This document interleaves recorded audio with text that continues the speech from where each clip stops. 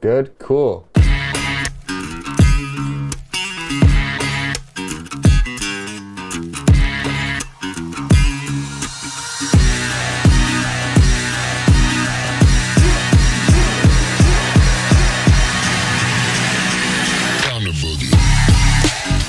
Awesome.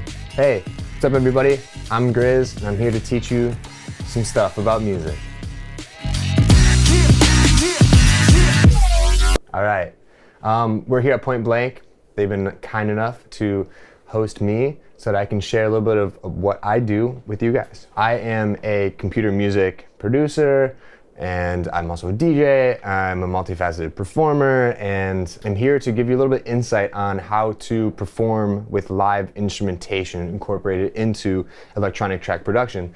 A lot of us want to step outside of performing electronic music as just being a DJ, which being a DJ is awesome, and I just DJ'd earlier today for DJ Mag, but some of us play music instruments and we want to incorporate that into our song production, and also as an extension of just the production, we want to play that live. So there's a lot of obstacles that are included with that. And even just being here, we were setting up everything as a little test of our own knowledge, which is helpful. Every single time you set up your gear, you're going to be presented with possible new challenges and different knowledge sets from the people that you're going to be performing with. So I think that it's really important that you yourself are able to troubleshoot your gear and to be able to have the knowledge to understand what it is that you're doing and be tried, tested, and true, so that when you go out and perform that you have all the information that you need to be able to do that really well. As you can see, I'm going to be working in Ableton Live, so hopefully that's cool with y'all. And if not, then this is going to be a bunch of new information. I produce tracks in Ableton as well as perform my sets. I guess they are potentially called DJ sets. So I've set up my Ableton screen so that I have sort of like a DJ sensibilities going on within the set itself. So if you're going from the top, I have a SMPTE signal setup, which we can ignore for now and that I'll address in just a moment. Deck A, Deck B, saxophone, a grouping of acapellas, and a grouping of effects that are in a drum rack. I have all of my tracks launchable by scene instead of by clip. And the reason being is that when I am performing with a video engineer, I also need to launch SMPTE, a signal that is a unique audio clip that creates a timeline for a video signal to be able to understand and digest that information so that we can have a synchronized visual performance alongside of the audio and stage performance. So what I'm going to be doing is I launch clips, and I launch clips with quantization enabled, which is important so that when I'm changing between tempos, and I'm following this kind of like little path that I've made here of my tracks that I've laid out for a Europe Tour 2019 set, I'm able to synchronize those tracks as I launch them, so that I can quickly move between tempos and quickly move between songs. And that is important when you are performing the songs as a pseudo DJ set. Within the decks A and decks B, I have the same effects set up to get from one track to the next. I have a beat repeat setup. I have an effects rack that is a delay mixed with a filter, mixed with a limiter and a small gain reduction moment around the 1.1000 to, looks like I have it at 6,000 hertz. And then I have an EQ and reverb, and also a high pass filter. And that will be on the deck A as well as for deck B. So the necessity here is that I'm going to be playing a song and then I want to get from one song to the next with a blend. So I've given myself a few tools so that I can navigate those track transitions.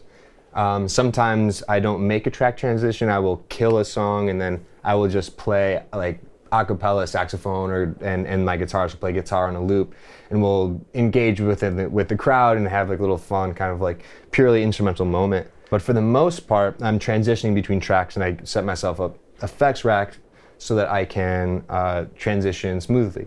I use an MPD32, which are currently not being made anymore. They're obsolete. So we have the MPD2, insert the right number, 224, I think it is, which is the newer model. It's a lot smaller. And this is the one that we brought to Europe with us. The other one is back at home.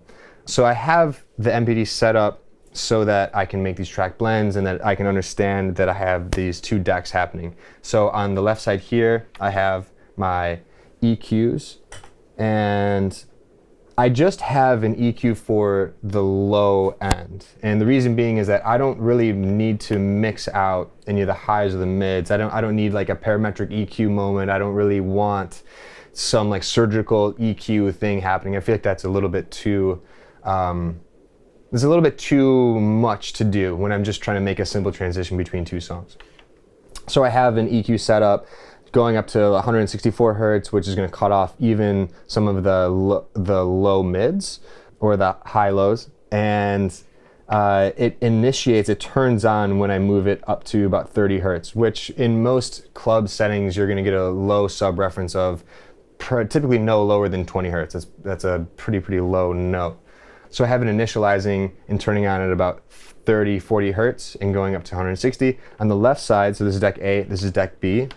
On deck A, I have a high pass filter that I need to turn on and then pull up, as well as deck B.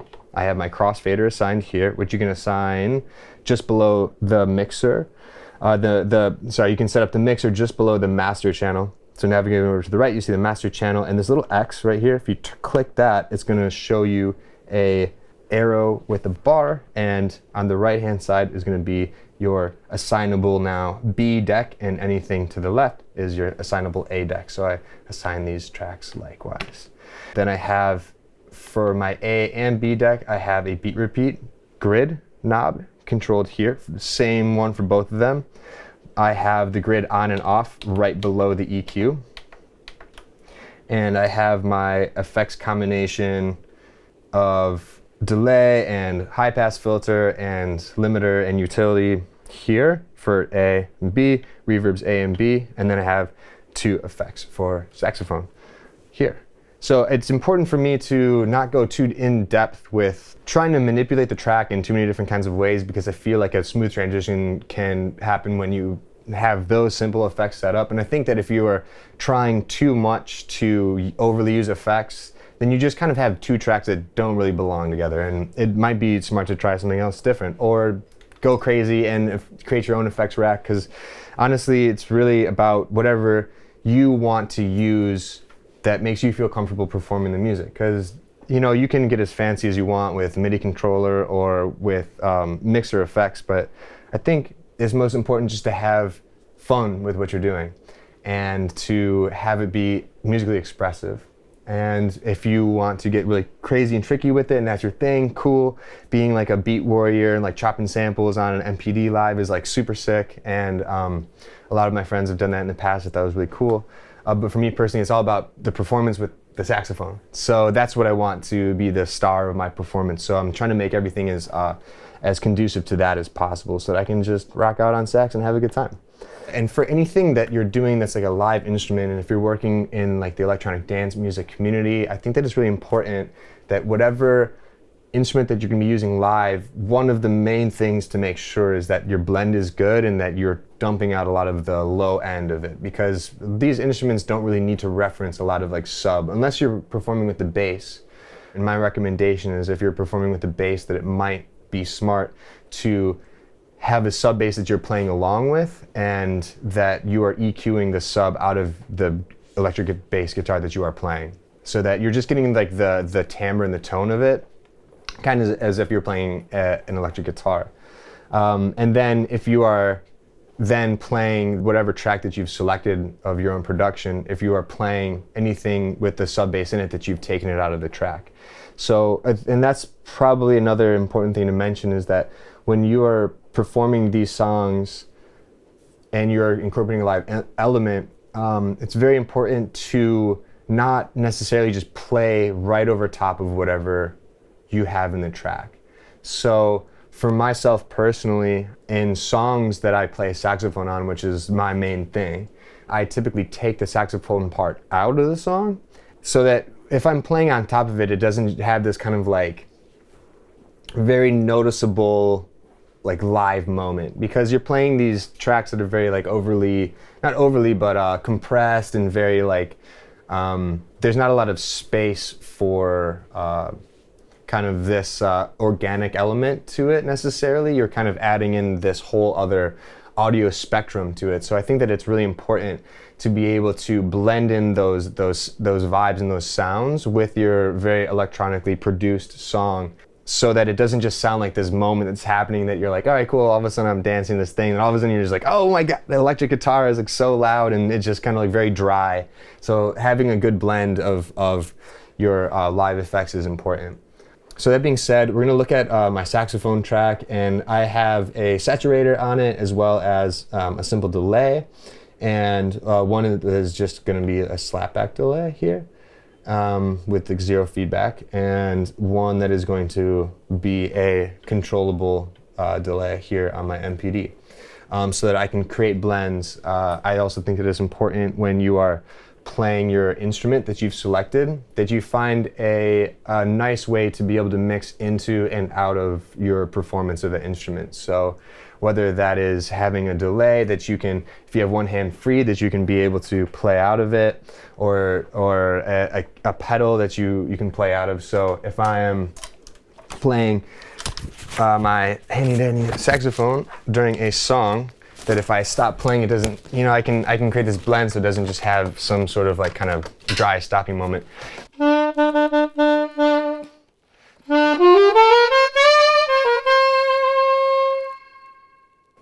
Instead of like and it just kind of stops. It sort of sucks you out of the magic of the moment. So having some sort of thing that you can control with an alternate hand while you're performing is very, very helpful.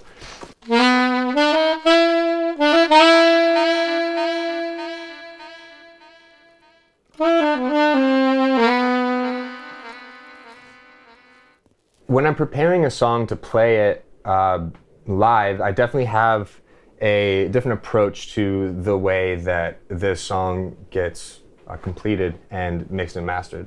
So I try and make sure that whenever I have a part where I'm playing saxophone, that it kind of matches the dynamic of the things that are going on in the song.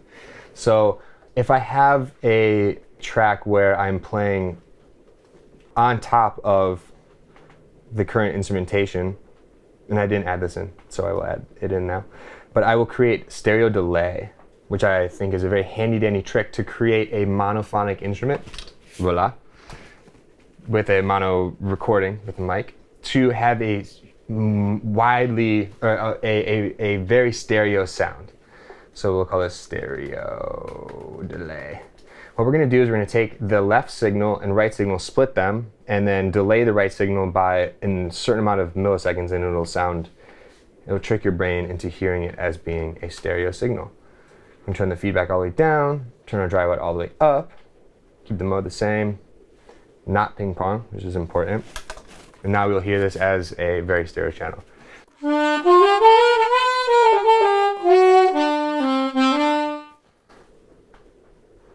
Move this toward end of our effects chain.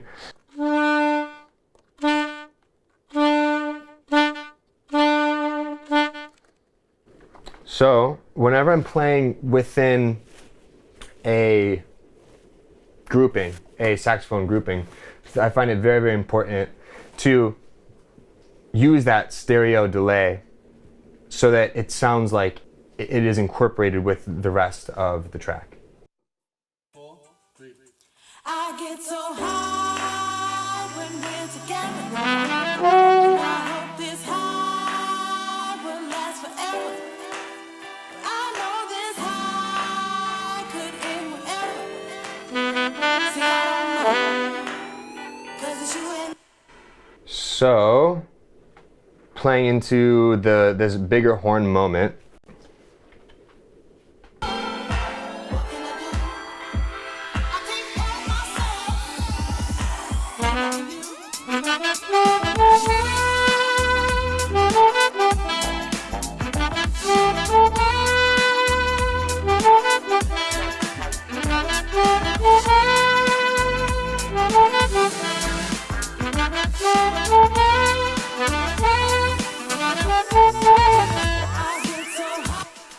So if I had the stereo delay on it, it fits it within the mix a little bit better than just sounding like a solo on top of your track. Because I feel like the important thing is that you're kind of contributing your instrument, not as just a like shredding solo always on top of your song, but it sounds like it's blended within the song. And the important thing too, I think, is when I'm touring and I'm playing without a sound engineer, which a lot of people do, I tour with my own mixer.